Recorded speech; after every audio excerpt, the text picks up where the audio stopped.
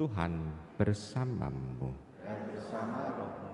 Inilah Injil suci menurut Santo Yohanes. Dimuliakanlah Tuhan.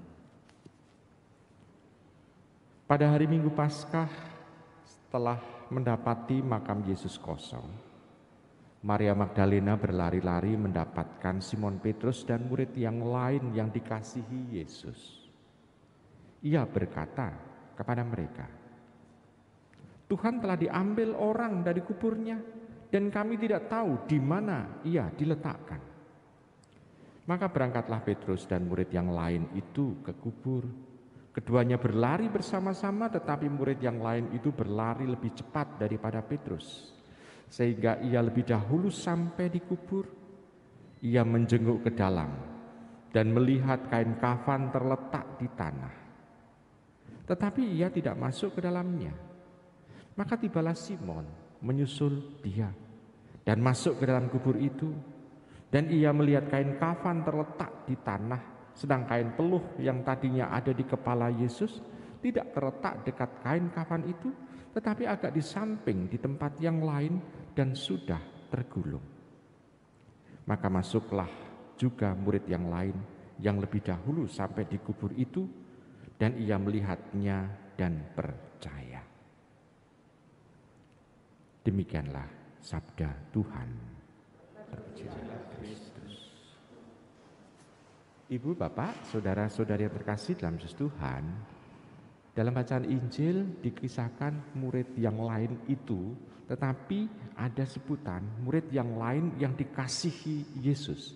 Di situ untuk menunjukkan tentang identitas Yohanes.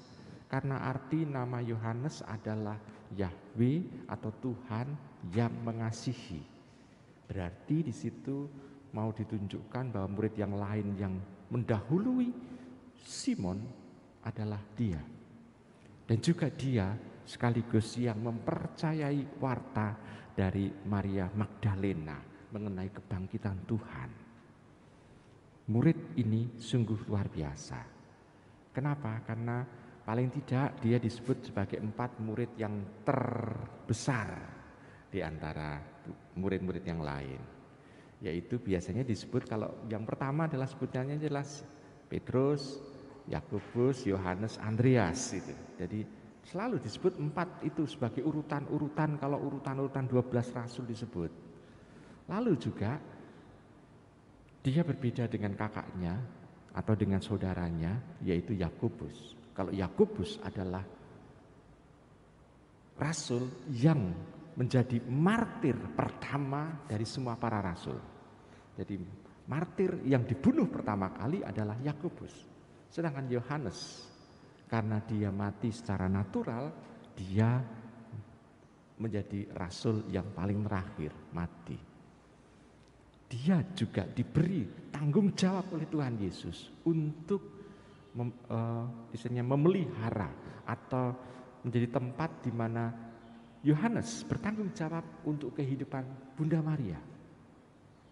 Karena pada waktu disalibkan, Tuhan Yesus menyerahkan Ibu Maria kepada Yohanes untuk mendampingi Ibu Maria dalam kehidupan selanjutnya. Dari situ mau ditampakkan bahwa Yohanes tidak hanya sekedar punya tugas untuk mewartakan Tuhan, tetapi tugas-tugas yang lain. Berarti dekat dengan Tuhan Yesus, dikasihi oleh Tuhan Yesus, mempunyai tanggung jawab yang macam-macam. Bukan hanya tugas mewartakan, tetapi tugas-tugas yang lain yang tidak dialami oleh para murid yang lain. Rasul-rasul yang lain tidak punya tanggung jawab untuk mendampingi Ibu Maria. Para rasul-rasul yang lain juga tidak mempunyai tanggung jawab untuk menuliskan Injil, menuliskan surat-surat, atau memberikan misalnya apa yang diwahyukan dalam dirinya berupa tulisan. Tidak, tetapi Yohanes itu melakukan.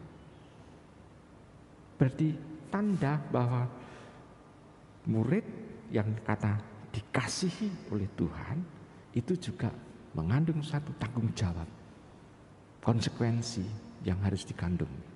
Nah, kalau kita sendiri itu merasakan, saya merasakan dikasihi oleh Tuhan, tidak hanya kita syukur, selesai, sudah. Tetapi juga kita harus mengandung satu tanggung jawab. Tidak hanya mewartakan Tuhan saja, tetapi ada hal-hal yang mempunyai tanggung jawab dalam diri kita. Tanggung jawab itu apa? Ya, kita bisa melihat dalam kehidupan kita sehari-hari apa yang harus kita lakukan. Ibu bapak, saudara-saudara yang terkasih dalam Yesus Tuhan. Selain itu juga Yohanes itu memberikan kepada kita sesuatu hal. Satu halnya apa? Begini ibu bapak. Dikatakan bahwa tadi saya mengatakan Yohanes itu rasul yang paling panjang usianya. Tetapi anehnya dia tidak menuliskan kelahiran Tuhan dalam Injilnya. Tetapi bukan hanya kelahiran Tuhan yang tidak dituliskan, tetapi dia menuliskan identitas Tuhan sebelum dia dilahirkan itu dituliskan dalam Injilnya. Eksistensi Tuhan sebelum Tuhan lahir dari perawan Maria dituliskan. Dia adalah Sang Firman yang bersama-sama dengan Allah dan dia adalah Allah. Itu satu-satunya Injil yang menuliskan identitas. Berarti pengenalan akan Tuhan dengan usia yang panjang itu menjadi kesempatan bagi dia untuk bisa mewahyukan identitas Tuhan Yesus secara komplit. Kedekatan kita dengan Tuhan, apakah kita juga semakin mendalami identitas Tuhan? Semakin kita bisa merasakan siapa sih sebetulnya Tuhan untuk kita. Tidak hanya selesai dengan rumusan, oh Tuhan itu gembalaku, oh Tuhan itu sahabatku, oh Tuhan itu penebusku.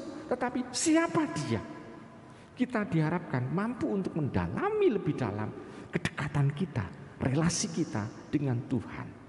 Sehingga di dalam relasi kita dengan Tuhan itu, kita mendapatkan kepenuhan dalam penerimaan Tuhan itu. Kenapa? Semakin kita dalam relasi kita dengan Tuhan, semakin kita mempunyai tanggung jawab untuk memberikan kesaksian tentang dirinya untuk orang-orang yang ada di dekat kita.